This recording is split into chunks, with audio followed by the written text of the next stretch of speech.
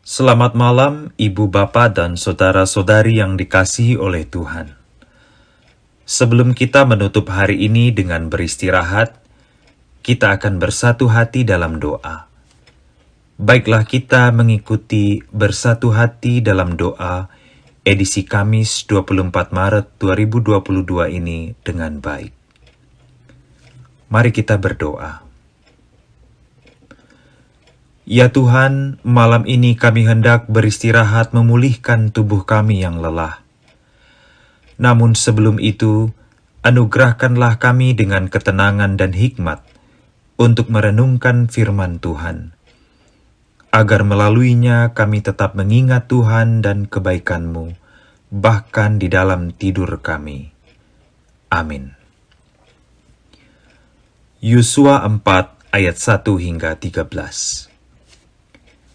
Setelah seluruh bangsa itu selesai menyeberangi sungai Yordan, berfirmanlah Tuhan kepada Yosua demikian. Pilihlah dari bangsa itu 12 orang, seorang dari tiap-tiap suku, dan perintahkanlah kepada mereka demikian.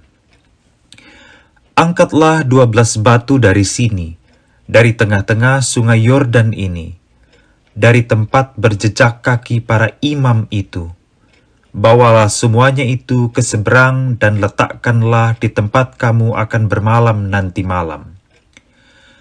Lalu Yosua memanggil ke-12 orang yang ditetapkannya dari orang Israel itu, seorang dari tiap-tiap suku.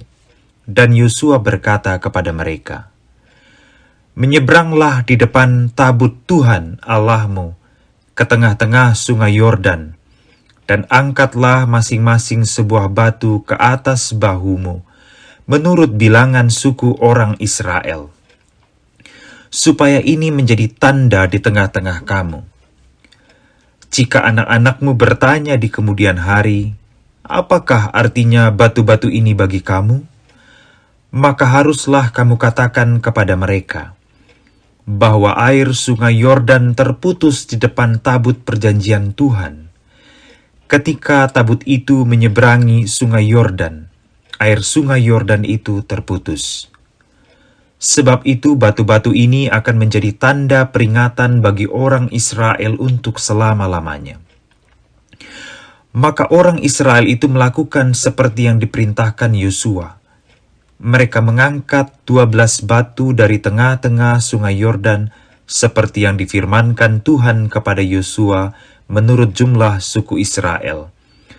Semuanya itu dibawa merekalah ke seberang ke tempat bermalam dan diletakkan di situ. Pula Yosua menegakkan 12 batu di tengah-tengah sungai Yordan itu, di tempat bekas berjejak kaki para imam pengangkat tabut perjanjian itu. Batu-batu itu masih ada di sana sampai sekarang. Para imam pengangkat tabut itu tinggal berdiri di tengah-tengah sungai Yordan sampai selesai dilakukan segala yang diperintahkan Tuhan kepada Yosua untuk disampaikan kepada bangsa itu, sesuai dengan segala yang diperintahkan Musa kepada Yosua. Maka menyeberanglah bangsa itu dengan cepat-cepat. Ketika seluruh bangsa itu selesai menyeberang, maka menyeberanglah tabut Tuhan itu serta para imam di depan mata bangsa itu. Juga Bani Ruben, Bani Gad, dan suku Manasye yang setengah itu menyeberang dengan bersenjata di depan orang Israel itu, seperti yang dikatakan Musa kepada mereka. Kira-kira 40.000 orang yang siap untuk berperang menyeberang di hadapan Tuhan ke dataran Yeriko untuk berperang.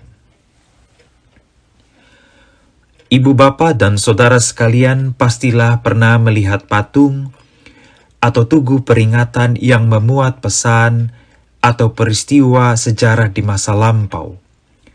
Entah patung tokoh penting, pahlawan, atau monumen peristiwa masa lampau, termasuk prasasti-prasasti yang biasanya kita temukan di halaman gereja, yang mengingatkan kita pada tanggal pendirian gereja, serta informasi berharga lainnya.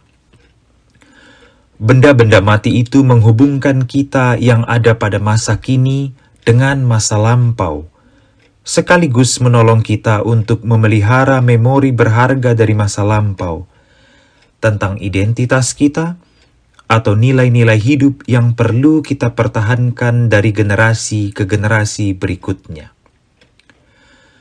Sekalipun benda-benda itu mati, ia mampu menghidupkan memori, peristiwa, pesan, dan nilai-nilai yang berharga dan kita butuhkan untuk melanjutkan perjalanan hidup personal dan komunal kita.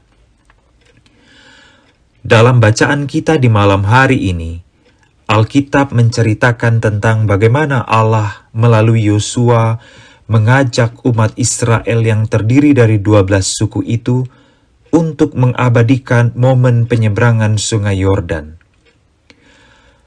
Meskipun perjalanan mereka berat dan penuh tantangan, Allah tetap hadir dan selalu hadir, menyertai perjalanan mereka. Umat Israel bahkan berkali-kali mengalami berbagai mujizat yang menunjukkan betapa maha kuasanya Allah yang mereka percayai itu. Menyeberangi Sungai Yordan yang terputus itu pun mengingatkan kita pada peristiwa menyeberangi Laut Teberau. Keduanya menjadi peristiwa luar biasa dalam perjalanan umat Israel menuju tanah perjanjian. Memelihara ingatan dengan meninggalkan jejak berupa monumen batu yang disusun sedemikian rupa menjadi salah satu metode yang Allah gunakan untuk mendidik dan mengajar umat Israel di generasi Yosua dan generasi-generasi berikutnya, bahwa Allah tidak pernah meninggalkan mereka, bahwa Allah membimbing mereka, bahwa Allah menolong mereka untuk menyeberangi kesulitan atau tantangan yang menghadang perjalanan mereka menuju tujuan akhir. Demikian juga dengan hidup ibu, bapak, dan saudara sekalian. Hendaklah kita sungguh-sungguh yakin bahwa Allah menolong kita menyeberangi kesulitan di depan kita. Ibu, bapak, dan saudara sekalian, untuk menutup malam ini, ingatlah peristiwa atau momen kebaikan apa yang kita alami di sepanjang hari, bulan, atau tahun yang telah kita lalui. Tuliskanlah jika perlu dalam catatanmu atau dalam doamu untuk menolong mengingat bagaimana Allah berkarya dalam hidup kita, yang barangkali akan dibaca oleh generasi berikutnya.